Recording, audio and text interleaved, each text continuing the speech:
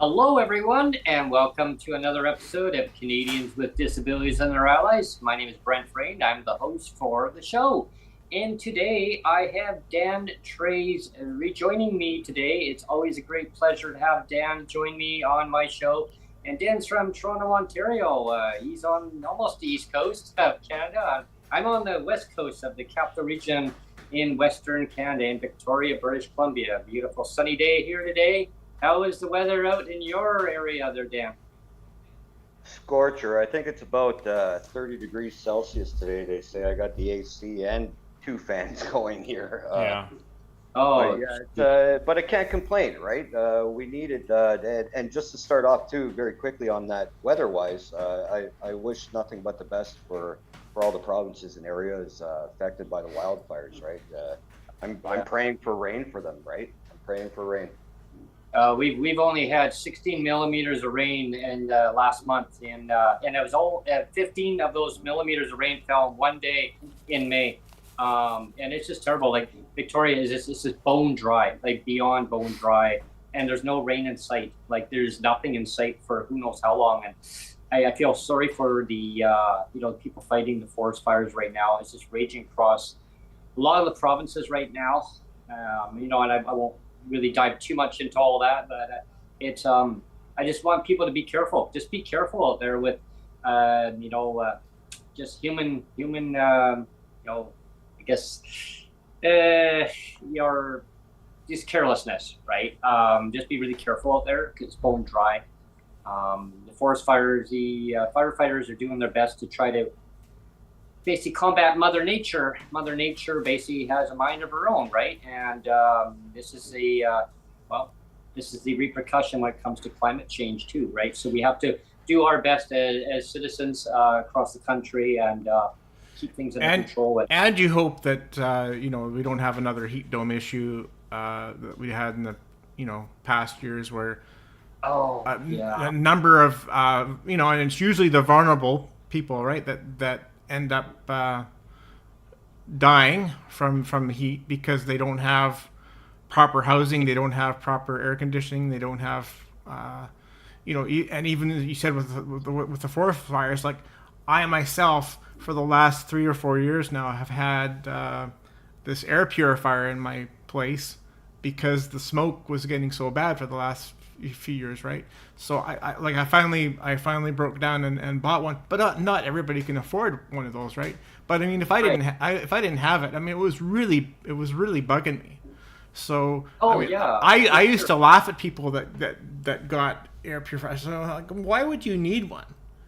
I never thought, like, it just seemed like a pointless purchase for me for so many years, and then lo and behold, the last few years we've had the forest fires, and of course, like basically, it's a required purchase now. So a battery. I remember last year when we had the heat dome, the government in our province, Neil, had said they were going to be getting help for people on low income, seniors, people with disabilities. To get the air purifiers or air conditioners, but that never happened.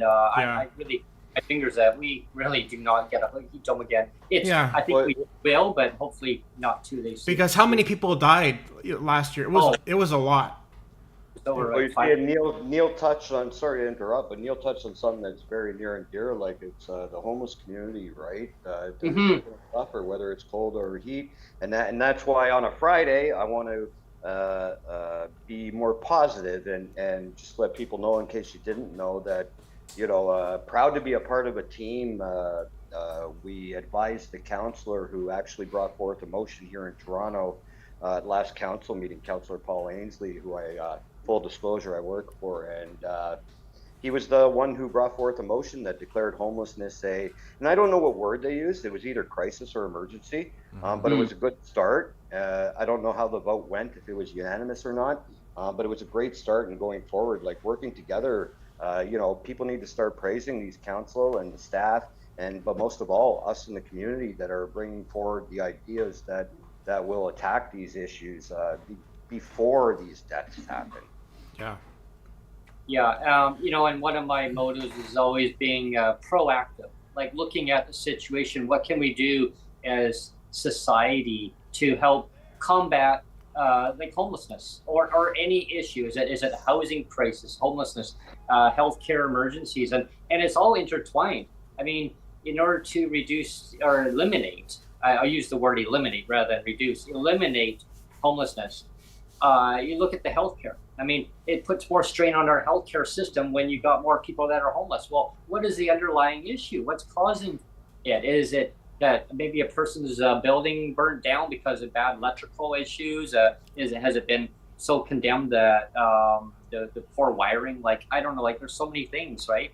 And then you see people that are homeless, and then I know in my hometown, I went by and well, it's changed a lot in different ways. In a positive way, it's growing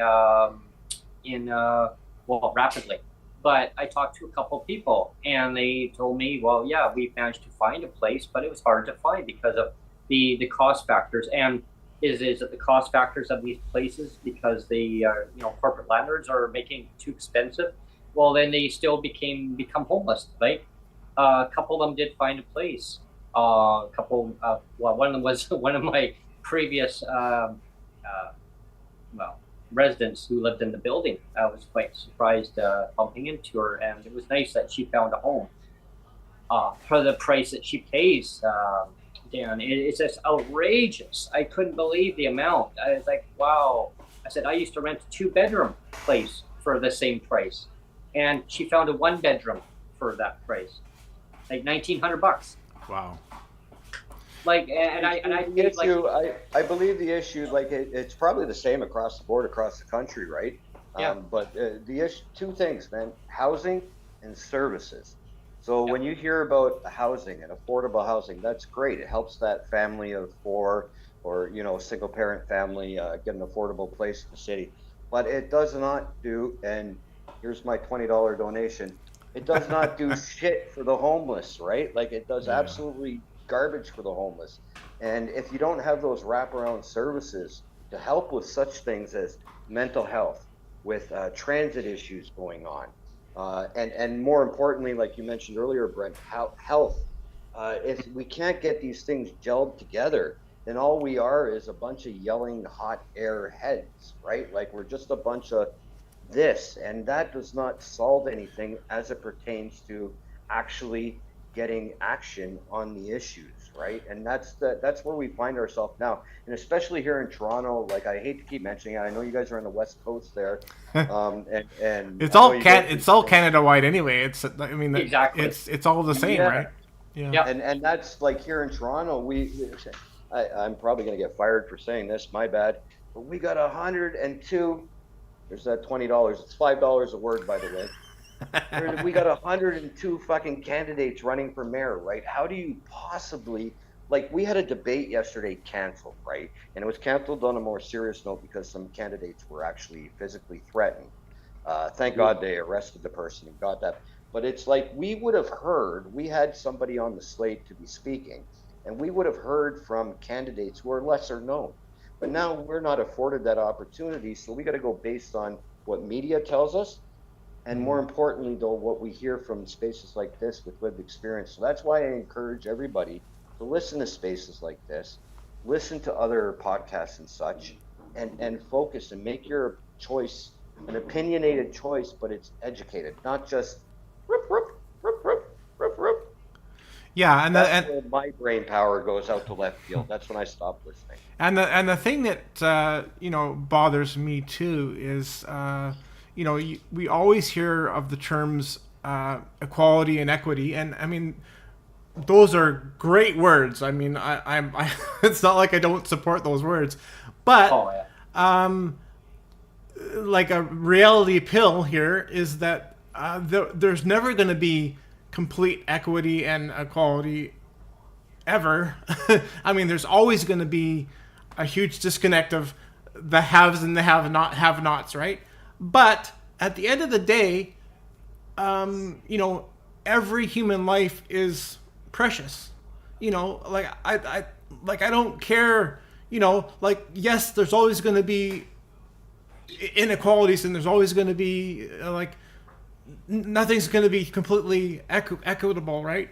But at the end of the day, every friggin' human life is valuable, and it bugs me that when governments and people, I mean, they're not doing it on purpose, I realize, but there's a cost associated with certain people, and they're like, well, this segment of the population isn't worthy. Like they don't have the same value.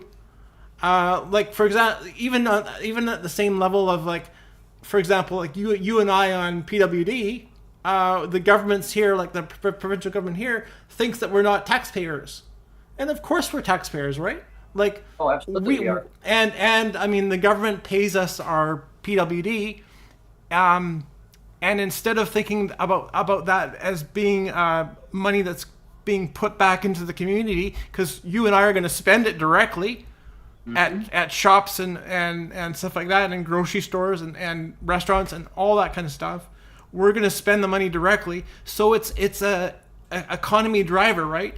But the governments have this in their head that, like, The mindset, the mindset is, people on disability, we're supporting them with our wonderful, like, social assistance that we give them every month, like $1,000 a month or whatever. And it's like, and it's like, isn't that wonderful for us?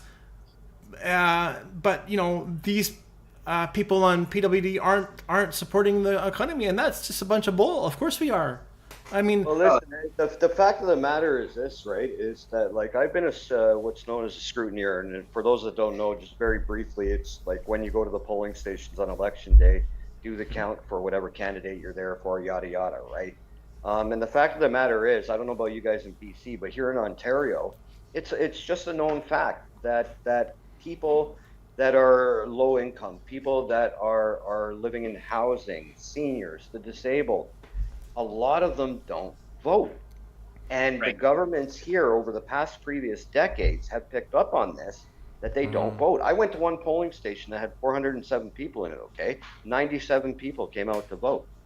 So, like, we need to get the vote out. We need the people to get out and vote and know that your choice actually does matter, right? I used to be one of those guys that sat there and said, why the hell am I going to go waste my time voting, man? One vote's not going to, but it does matter, because you get that one vote times by how many people with disabilities are there in Canada, and then tell me what's going to happen, Yeah. right? I am sick and tired of people complaining, and we should, but complaining about governments like months after an election. Why didn't you get off your, and there goes my $20, why don't you get off your ass and go vote, right? There's no excuse. In my area here, for example, there's 8 polling stations within a 1-block radius. You cannot tell me you can't find somewhere to go vote. Go vote and try to join your MLAs, join your members of parliament or your MPPs or your councillors, and try to affect change, but go vote, because it's so very important. and there was that buzzword called "crypt the vote." Have you heard that? Crypt the vote. Yes, Yeah. I've done many times. And it's so important, Dan, that you mentioned that people get out and vote, because it is, it is your right as a citizen in Canada to vote. I mean, in some places, you don't have that right. I mean, and I'm not using other countries as an example of saying, well, Canada, I mean, not vote. I mean, you want to see change. You're right. Every vote counts. And yeah, I used to have that mindset at one time, many years ago, right when I was able to vote.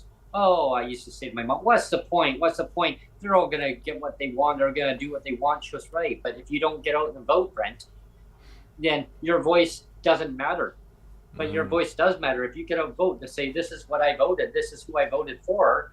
And if they're not doing, and this is the point I want to make to everybody watching the podcast, if the representative that you voted for in your constituency, okay, who represents the government, right? MLAs, MPPs, MPs, doesn't matter who they are, city councils, you voted for them, right? So you have to hold them accountable, right? And if they're not doing what you asked them to go and do, then why? Like, you need to now have a communication with them or the staff and say, how can we, as citizens of that community or as the country, how can we work together and make it a better community, better country, or better province, better country altogether? Well, it's like everybody knows, right? Like, this is actually Pride Month, right? And I was just telling somebody yesterday or today, there was a protest going on, a movement going on, an action, whatever you want to call it, right? And it's very important that we have those to get the word out, right? But the fact of the matter is, there was media there, and there was independent journalists there that were covering the story, and they were being blocked from covering it. And now, whether you like that person or not, right? The fact of the matter is that the point of an action or a protest is to get the word out. So if you're going to block somebody from reporting on that, what's the point? Are you really doing it to affect change, or are you doing it to hear your own narrative? So like you just said, working together going forward like that, and I'm sick of hearing it throughout the whole pandemic, but it's the truth. We got to do that, or else whatever you do is redundant and pointless. I hope I used that word correctly. Oh, no, totally. I totally echo what you're saying on that, because it is so important that all parties, people work together. I know certain newscasts are very selective on kind of narrate their own viewpoints of what they want to push out there. But if they want to, it's like silencing. In my view, is like silencing out the ones they don't want to hear from, right? And everyone has a voice, and give or take, if some people are right or wrong, I mean, everyone still has their viewpoints, and they should listen to their viewpoints.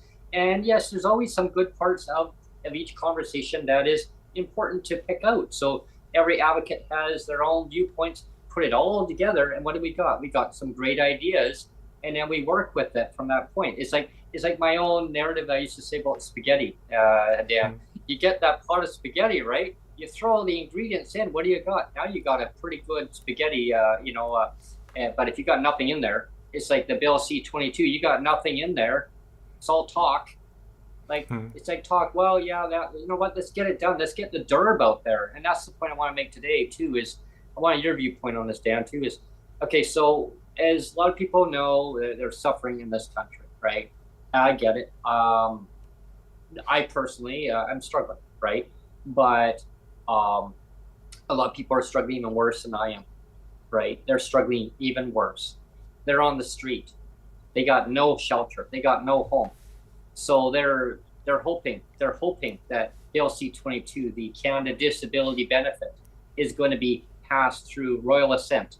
Now, even when it gets passed, they're still going to delay it. They're still going to study and build the framework for a whole year after. And nobody knows how much that's going to be. Nobody knows all the details.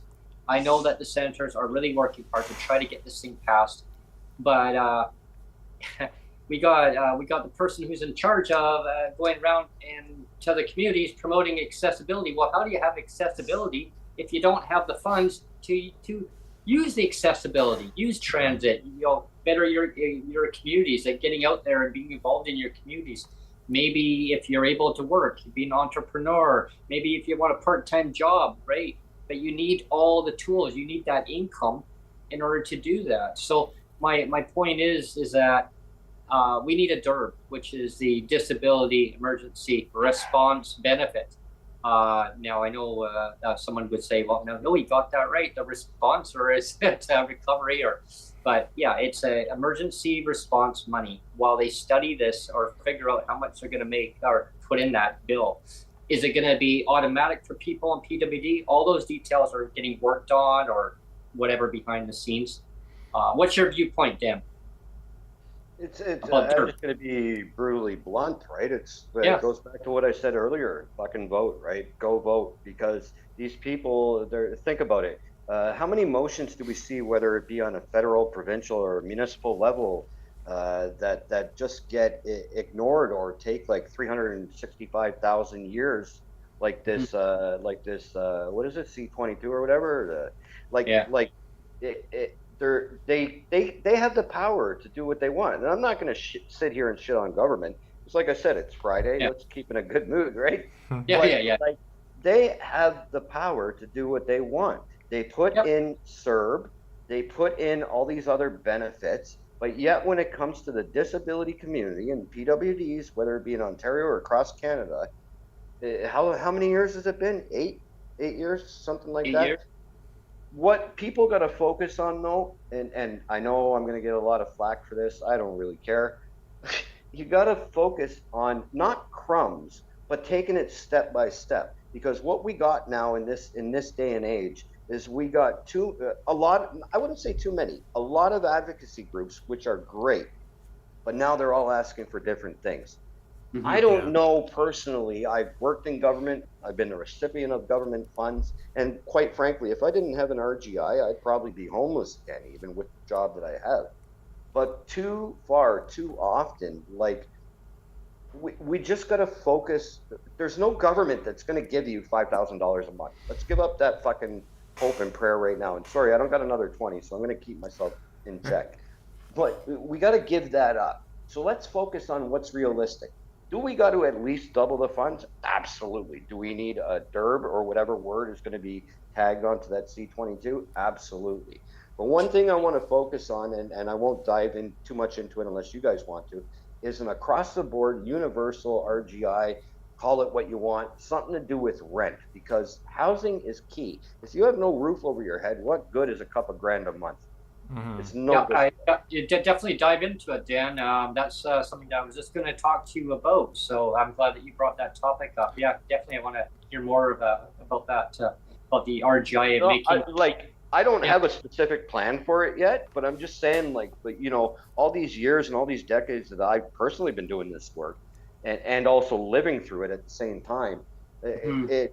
you never hear anything about, oh, get us housing, build us more. It's more about double our money, and then when you get to the people listening and saying, okay, let's double the money, then it turns into, quadruple the money, and fuck, this group said this and this group said that. Yeah. Come Yeah. together for that one issue, right? Don't come together for everything, because that's just crazy. That'll never happen. Come together for that one issue and say, hey, listen, Finland did it.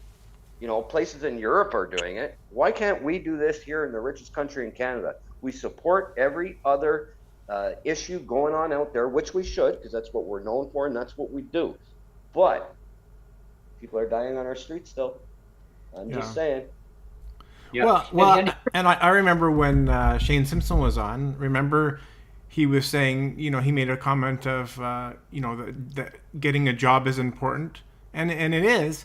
But I made the point, that when I did that advocacy work for the Sam Sullivan Foundation, and we did a employment project, or a pilot project to get people with disabilities working. I made the point that the problem is if you have people that are in unsafe housing situations, like I made the point of there was just the one example of the one guy that had a neighbor that was threatening his life, like every day, saying, "I'm going to kill you, I'm going to kill you, I'm going to kill you," and so then he got moved. This was BC housing, so this is provincial housing, provincial housing stock. So he got moved, and then the province said, "Well, we'll move you once, but if you complain again, you're off the service. We're not gonna house you anymore." So then he got rehoused, and now he's in a place where, I mean, hopefully it got fixed, but he was in a place where he had smelly carpets, and the landlord refused to remedy the situation. So you tell me, how is the guy supposed to get a job, and when he's not sleeping properly because he can't sleep, because of the smelly carpets. He's not eating properly because he's on social assistance, so he's got like, only a few $100s every month for food. And so it all goes hand in hand, right? I mean, so like Dan was saying, like having a safe shelter is so important. If you don't have a safe place to lay your head, that's like the whole thing right there. Everything else falls apart if you don't have that.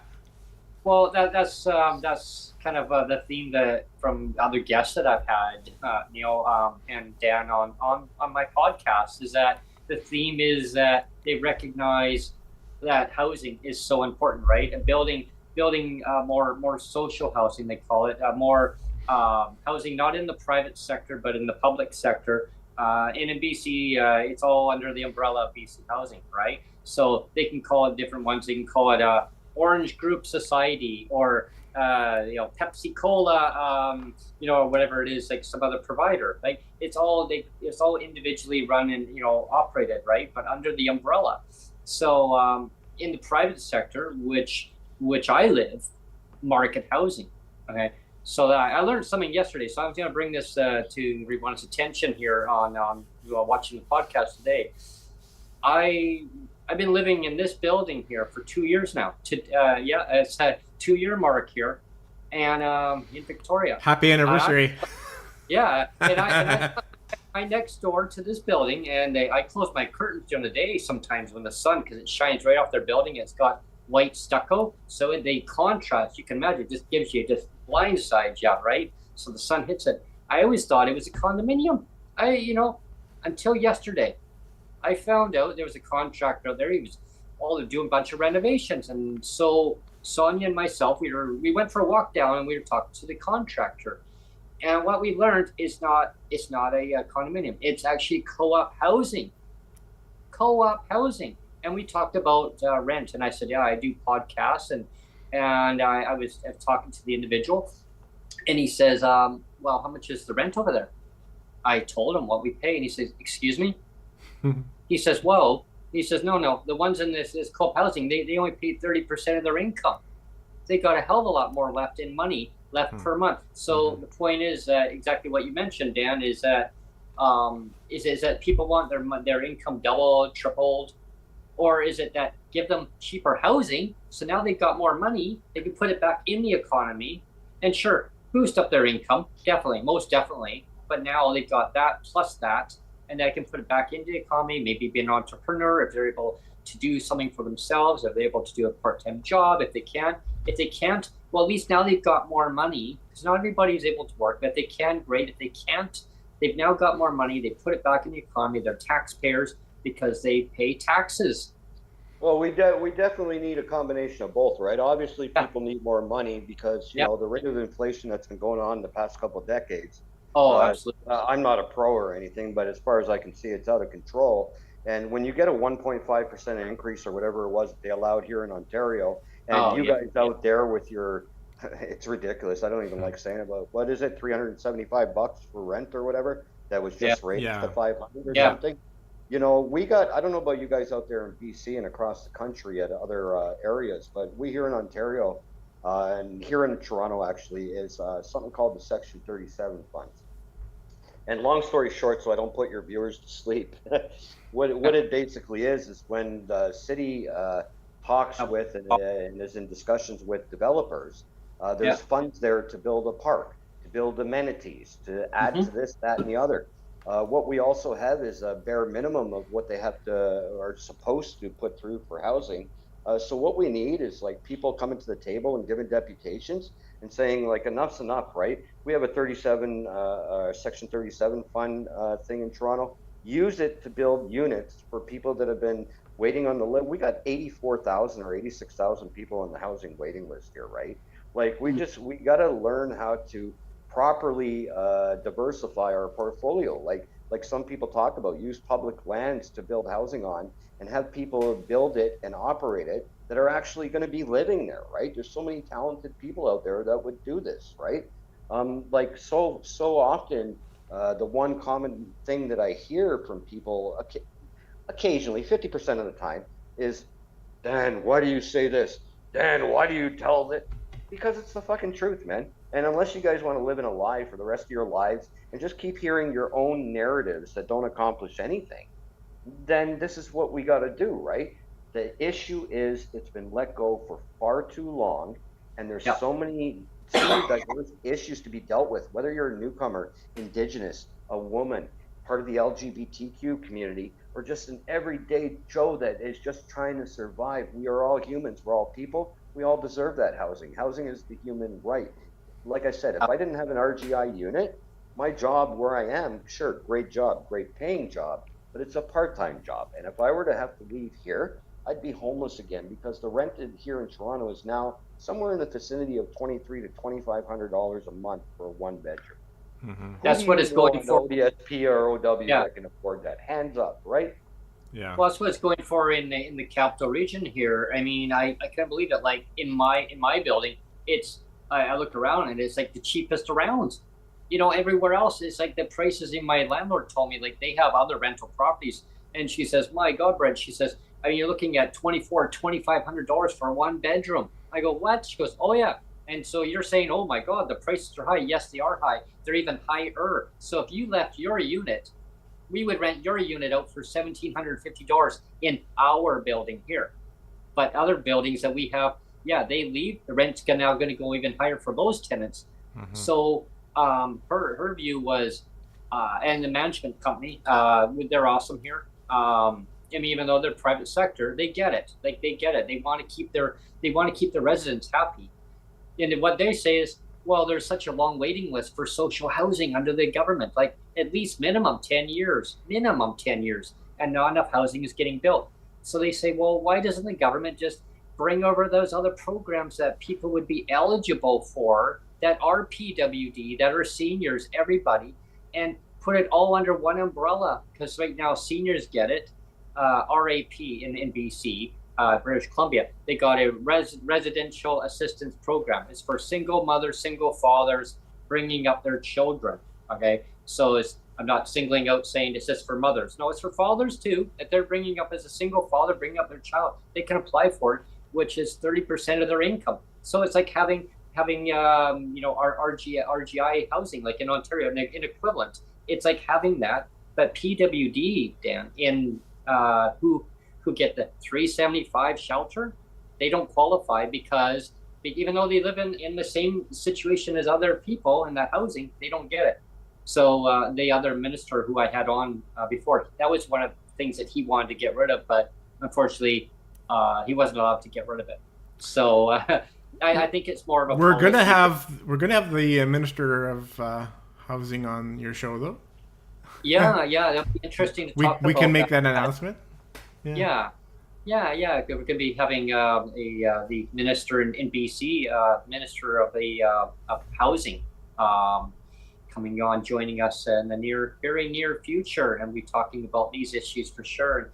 But definitely about the housing. I still strongly like to keep advocating for that, is extending those programs to help people in the market housing, paying high market rents, so that they all can now have the same situation other people in subsidized housing do, where they can now have more money to put back in, and they can better their lives and eat healthy foods and put less strain on the healthcare system. Because if you're not healthy, you're going to put more strain on the healthcare system. And right now, I know across the country, even in Ontario, also every province, they're struggling with doctors, having a doctor shortage. BC, we're having a crisis right now, what's going on here. But I think it would level things out. And I think and I'm not bashing any, certain politicians saying, you're right, you're wrong, you're right.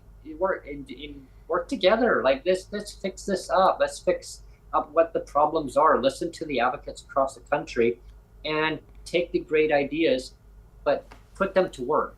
Like, not just listen, go, oh yeah, that's a great idea. Let's have a game plan. Let's have an end goal. Okay. And this is one thing I learned in college here. So you have a goal. Okay. How do you achieve that goal? You have steps. Okay. So you have steps in order to get to the end game plan. So that game plan, once you reach that game plan, now you implement it into that goal. Gee, that was Yeah. hard. Well, you see, and I'll throw it out there too very quickly. Sorry, I'm a little delay, so I'm sorry if I'm interrupting. But it's like, No, for no. example, a couple of weeks ago, I went to a mayoral candidate's office opening, right? And you know when you go to these things, sure, oh, there's no parties in municipal politics. Bullshit. There was liberals there, there was PCs there, there was everybody there. But this person just it just so happened to be that they had a little bit of everybody there, right? And it made me think, okay, I've never really talked to this person before. They were involved in housing before, just like I'm very in tune with the housing community here in Toronto. But I sat there and listened to what they had to say, because the fact that they were able to gather that diverse of a community together and to focus on, there was three particular issues they were all focused on. And it's like, that's what I personally do. I don't belong to a party or person. Everybody knows that I've known Ford for, I don't know, 20 something years now, 24 years. But I could give two shits, because you know why? His government is sucking right now, right? There are people dying in LTC homes. There's people dying on the streets. There's people that don't even have a roof over their heads. So like you guys touched on, you got to work together on those issues. And then you never know what you're going to come across down the road, right? You might not like each other, might not go out for a nice cold beverage or anything, but at least you'll be able to get the narrative out there of and the voice and what actions are needed to the community, because it's not dogging the media, right? But it's a proven fact. I've said it all my life. I'll say it again. Media runs elections. They have their chosen candidates. They'll put them on the plank, and they have the right to do that because that's their business, right? But is that what we need in a diverse community such as ours across Canada to get the people in to do the things we need done? No. We need collaboration. We need action. Enough of this fucking talk. Enough of the 8 years, C22 or whatever the hell it is. Yeah. And although some people I disagree with sometimes, I'll leave it at that, we also do need some sort of basic income, because if we don't have that money flowing through, like you said, it's very important. People will contribute to the economy.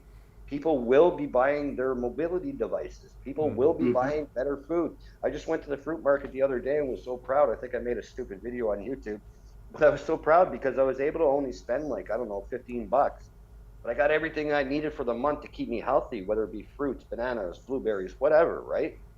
If people don't have that option, what the bleep are they going to do, right?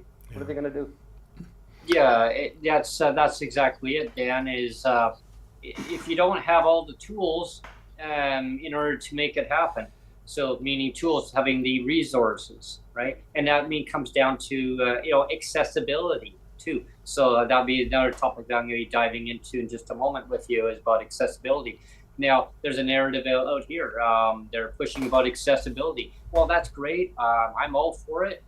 Transportation, yeah, that's great. Okay, but you need all the fundamental parts in place first. You need your housing, you need your income to go with it in order for accessibility to work. So is it that you give people enough money so that now they can use the transit, they can be more accessible on the transit? You give them, here a bus pass, or you can have a bus pass, or you can have your income. You can have a choice. Oh, if you have your transportation, you just don't get that extra income. So it's, before, once upon a time in BC, you used to have one bus pass. You pay one fee, you have it unlimited travel throughout the year. Imagine that. Yeah, but there was a different administration at the time, and it was changed because a handful of people said, "This is what we want. It works better in our community." Well, let's change the whole system, right? Okay. And poof, it changes to a pink unicorn. Yeah, another pink unicorn running around. And then the other administration comes in and said they couldn't put it back together because the other one dismantled the computer operating system. Now, people that know me know that I've been playing with computers since I was a kid, right? I used to do programming. I used to use DOS, right? Batch files. Right? And trust me, it's not difficult. It's really not difficult to actually implement that back in, right? And so I thought, okay, I'm going to call their bluff. I was ticked off. Part of my language, I was pissed off when I heard that announcement. I thought, are you kidding me? I thought, no. So I went over to Best Buy Mobile. I went to the Geek Squad. They call it the Geek Squad, yeah. So, and I went over to some other computer shops, another guy who I know who ran this one business. And he says, Brent, he says, it's not hard. It's not hard. You copy paste, right? They got one for seniors already. The seniors program's when it's going. No problem there.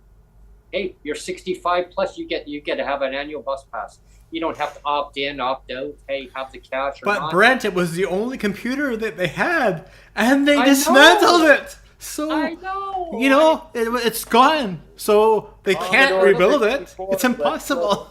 But we can't fix it. We can't just copy the program back over because why? Because it was designed that way. Right? Yeah. Yeah. But I wanted to make the point, and this is going a little bit off topic, but you remember, like, in the early days of the pandemic, there was an increase of racial hatred, right? And I remember, I've made this point before, but you remember Sophie Lui, who's a broadcaster here? Yeah. And she made the point of, you know, that all this racial hatred that was on the increase because of everybody's up, their nerves are up, right?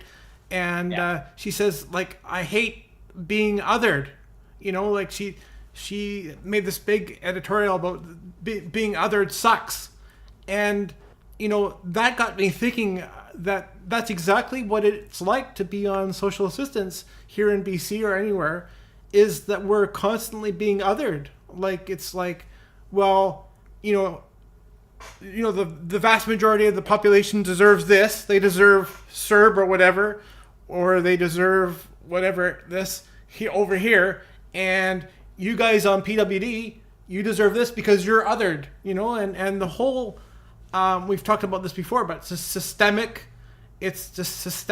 you know, legislated poverty. It's designed that way, you know, and it's designed to oppress, and it's designed to purposely other, you know, those people that are vulnerable.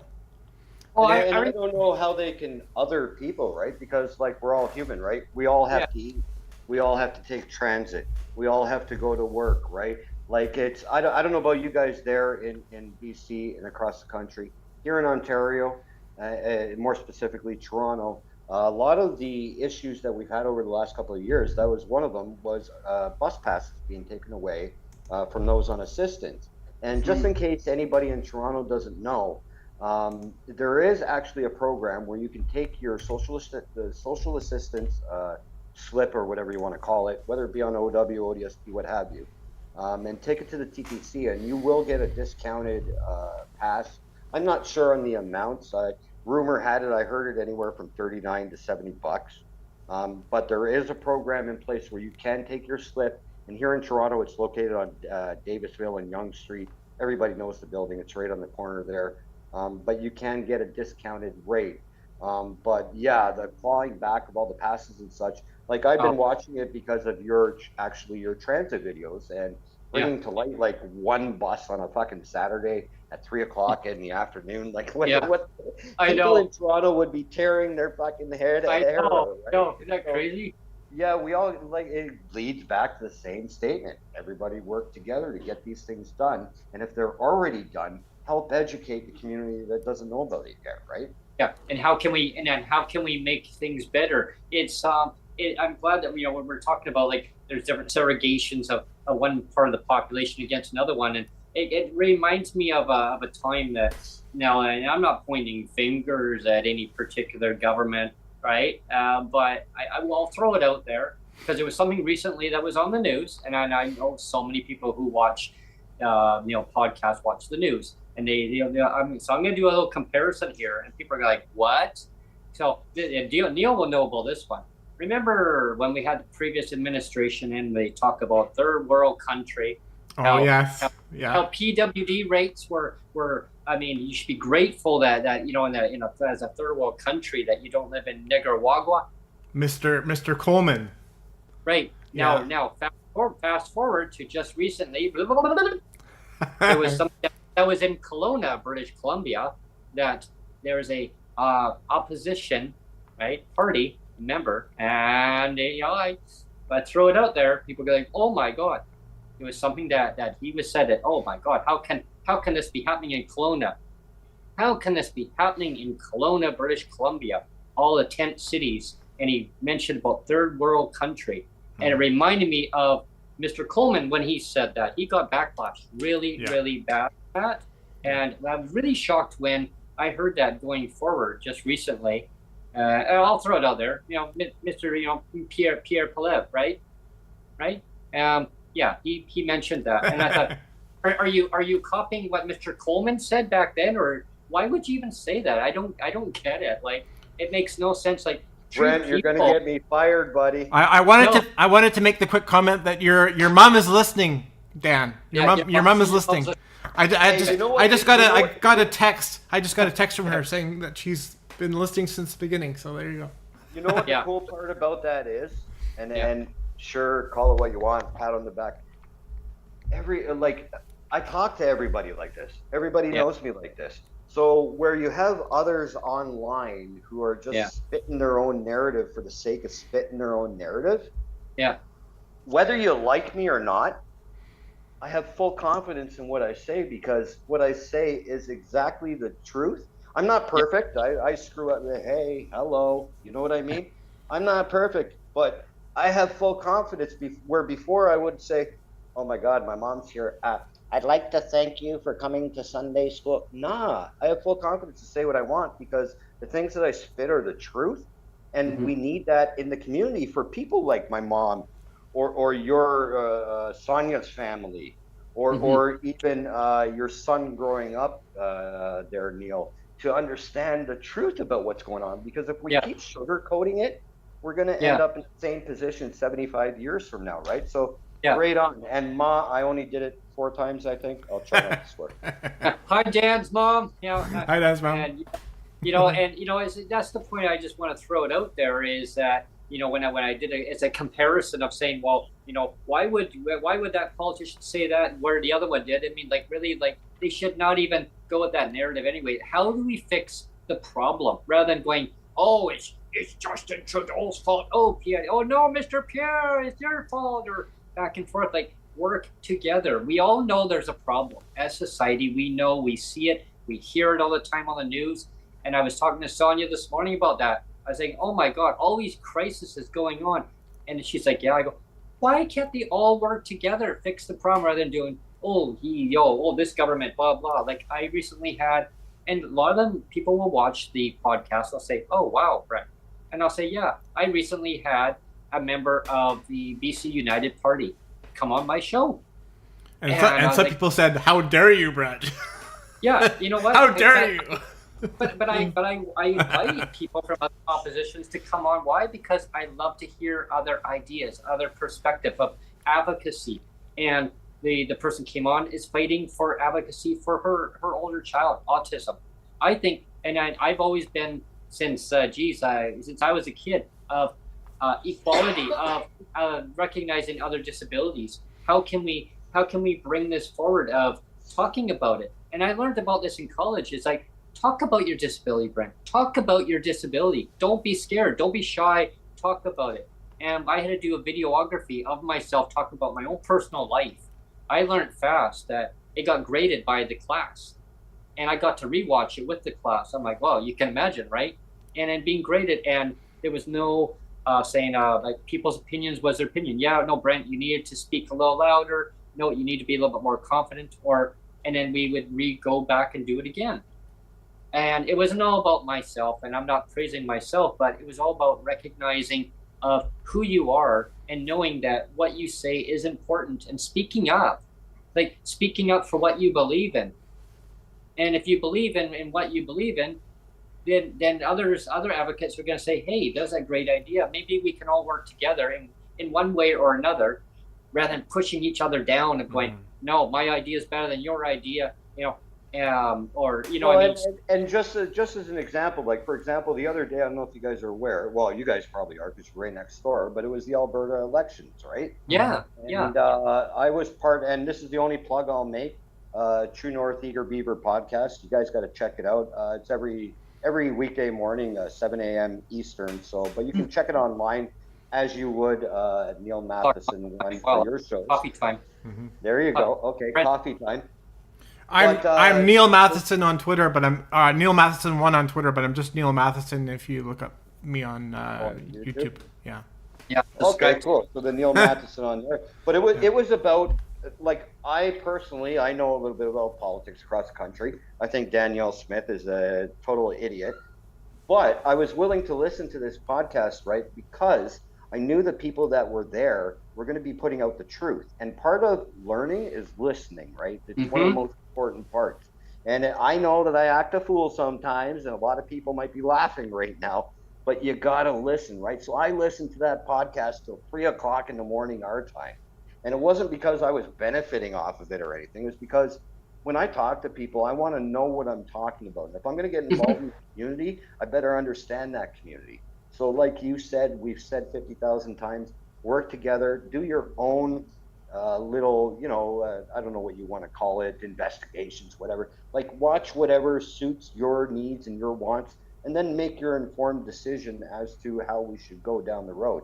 Because this constant back and forth does nothing for nobody. So there you go. If people want to make an informed decision, listen to Brent. And that it's the truth. You know why? Because you guys are honest about and I'm not just blowing smoke up your ass. And for everybody else that's listening, I'm not a paid spokesperson or anything. They don't care about me. I don't care about them, other than what we're trying to accomplish as a whole, as a country. And the reason why I listen to people like you guys here on your channels, and the people that I listen to over at criermedia.com or .co, whatever it is because they're honest and upfront about it. And that's the type of people that I want to take, not my advice, but my knowledge from, and then base my own opinion and speak out like this and feel confidence.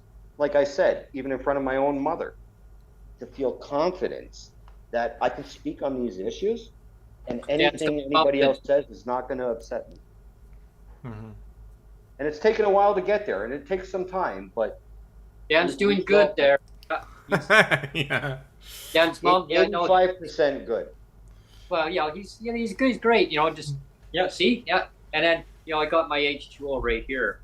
That's Yeah, mine's kind of yellow. My bad.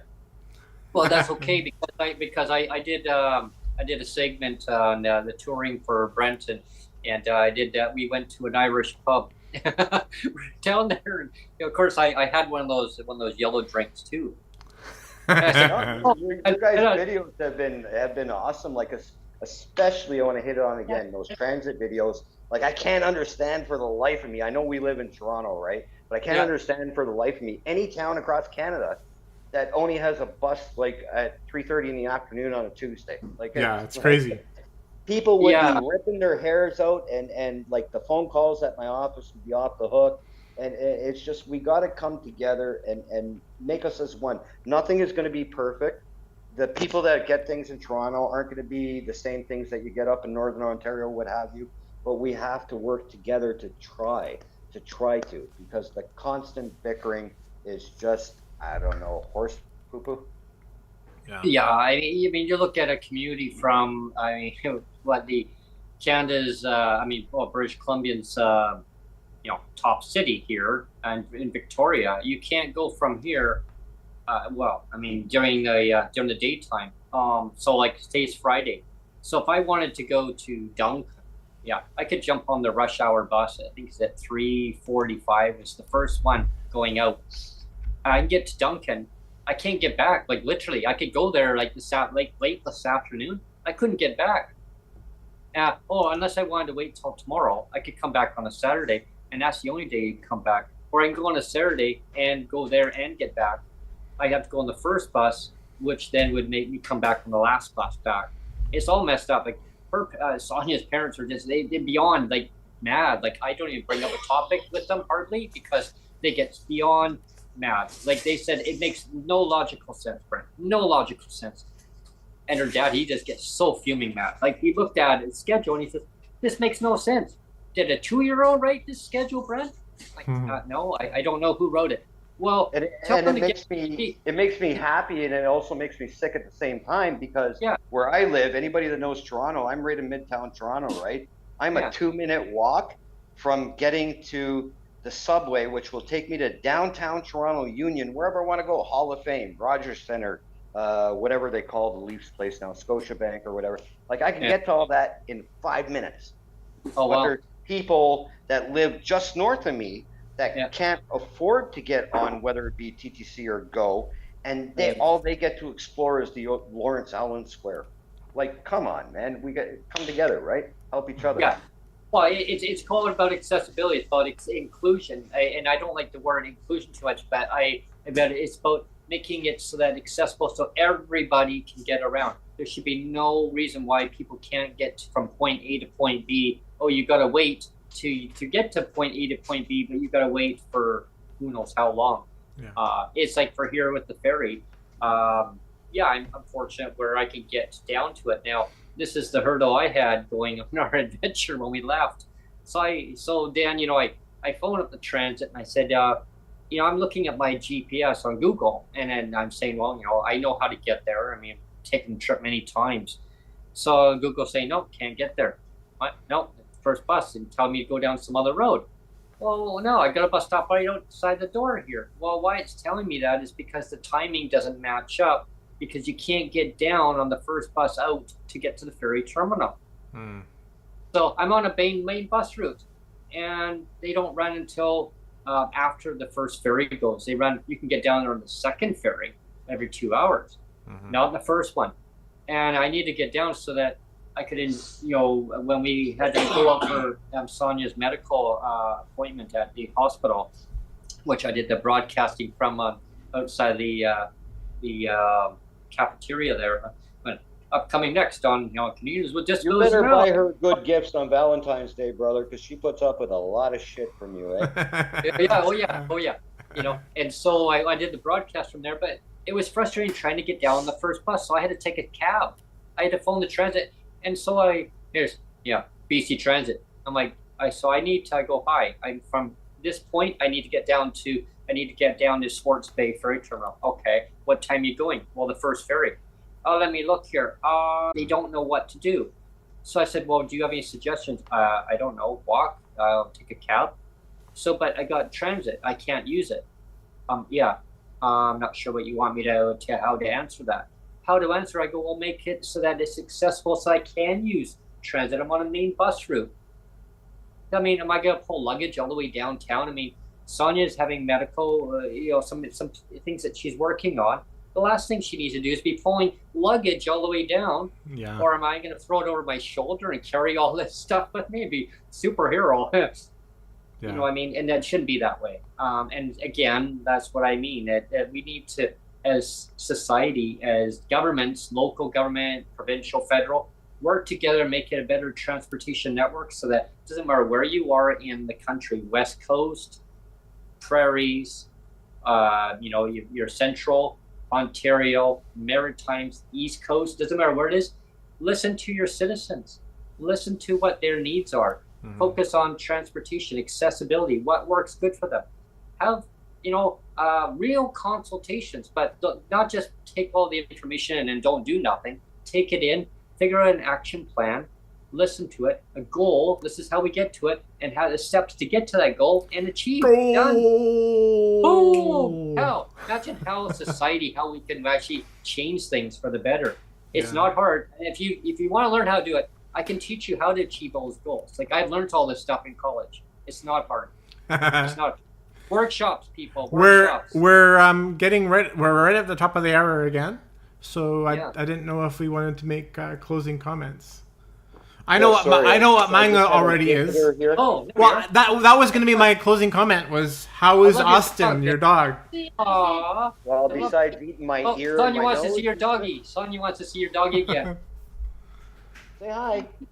See, I still think you should have called him the gremlin. What was the gremlin name? The Gizmo, because of the ears. Dan, Sonia wants to see your dog.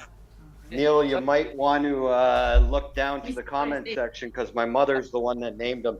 Oh.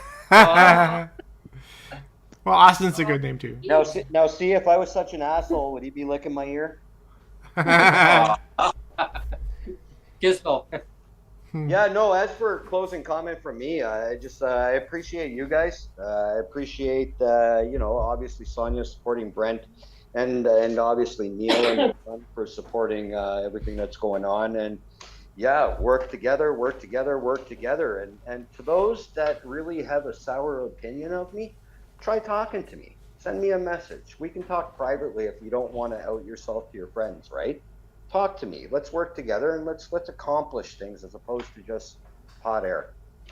I want to have you come back on, Dan. We'll talk, another day. We'll talk more about the transit and stuff, and dive into a little bit of that stuff too. And how can we make any time, and keep up your good work on the videos of the transit, because people across the country are watching.